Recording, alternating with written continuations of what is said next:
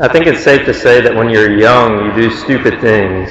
I think I was in high school when the Xbox 360 came out, and my friend and I, we had the brilliant idea to camp outside Circuit City to be one of the first to get the system, and we weren't alone. The experience, it wasn't great because it was freezing outside, but we were determined, and we were ready to withstand just about anything to be some of the first to have that new console. Well, in moments like this, when we're so focused on something and decide that nothing's more important, then we'll do just about anything to get it.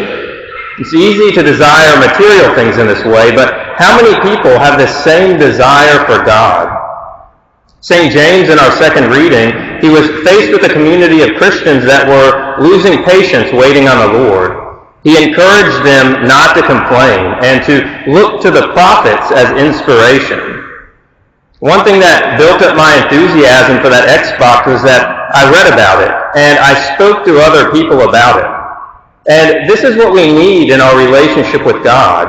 We need to continuously read about him in the lives of the saints in Scripture, and then share our faith with others.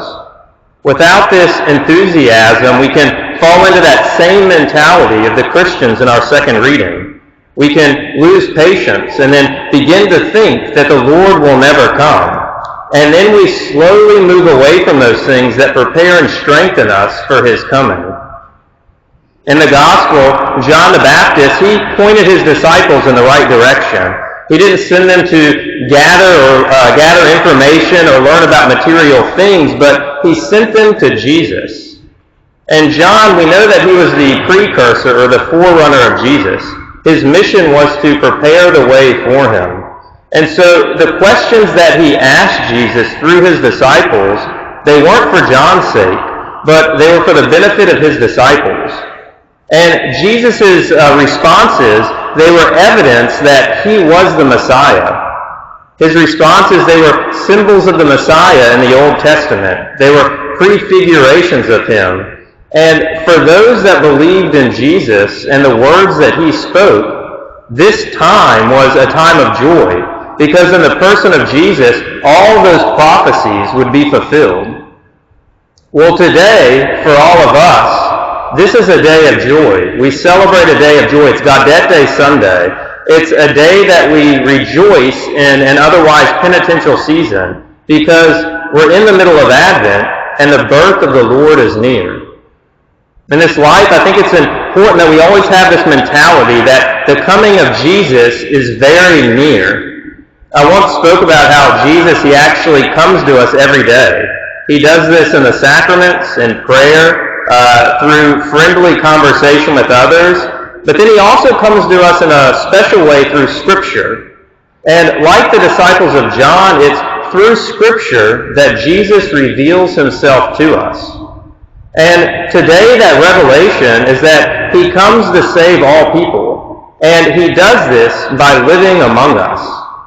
And I think this is something that we should all be joyful about. St. Thomas Aquinas, he said that joy is brought about in two ways: by being with someone you love and by the well-being of someone you love. And if you think about this, it's very interesting because if Jesus came to live among us, then it means that he experiences joy and delight in being with us. We're his people and we're the ones that he loves. The sad thing is that many times we can be very far away from him. And it's strange when you think about that because every person has a desire for God, but usually they try to fill it with other things aside from God. And that's something easy to do because material things, there's a certain pleasure and joy that we get from them. But we've all experienced that joy that doesn't last long. And then we're left bored and we start looking for something else. Well, the joy that we experience from being in the company of Jesus, that's something constant. But there is a catch. To be in the company of Jesus isn't just to experience physical joy, but it also means to find joy in suffering, or to find joy in fulfilling the will of God. It's a little strange to talk about suffering today because we're talking about joy, but our sufferings are really the secret to sanctity and joy. In the first reading, Isaiah, he spoke about the joy of those who wait for the Lord, and that the Lord comes to save them. Well, at the end of this reading, there's a prophecy about the future of Israel, and this is also related to our future in heaven. He says that those whom the Lord rescues will be crowned with everlasting joy, and sorrow and mourning will no longer exist. Well, what this tells us is that it's only in heaven that sorrow and suffering will no longer exist. For us, it continues to be a reality. But the saints, they learn to change their sufferings into joy. For example, St. Therese of Lisieux, she said, "When I have great pain or disagreeable things happen to me, I answer by smiling. At first I did not always succeed, but now it has become a habit which I am glad to have acquired." And so we see in St. Therese there's a transformation that takes place. It wasn't easy, just like waiting for the Lord for those people in Scripture wasn't easy, but she learned to see that suffering and difficulties were a way of transformation. She said that to become a saint, you have to suffer a lot and always seek to do what is good. And this is related to that the second way that joy is brought about, that Thomas Aquinas said. He said that it's by the well-being of someone you love.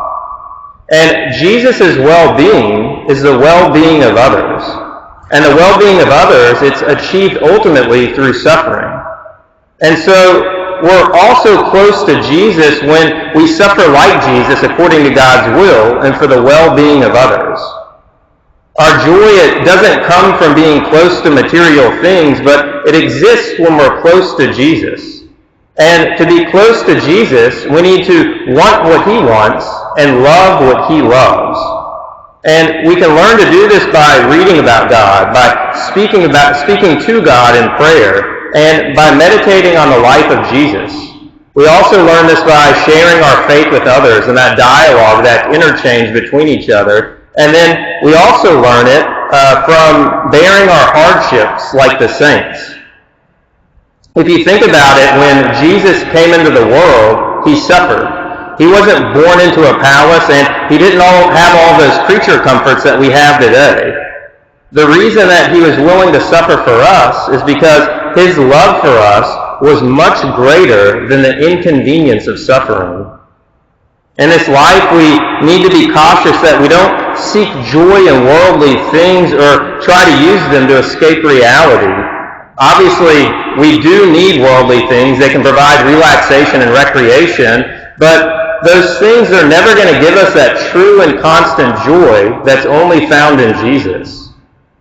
Today, brothers and sisters, is a day of joy, but in this life, every day can be a day of joy. Because every person has the opportunity to know Christ. Advent, it reminds us of this, that our true joy comes from preparing and waiting for him. And if he's our objective, and if he's the most important priority in our lives, then we won't stop at anything to be close to him. And he'll teach us how to find joy in suffering. And so as we prepare to celebrate Christmas, it's maybe a good idea to spend time meditating on the life of Jesus. It's something that draws us closer to him, and it's important because it's only when we live in his company that we can experience true joy and then spread that joy to others.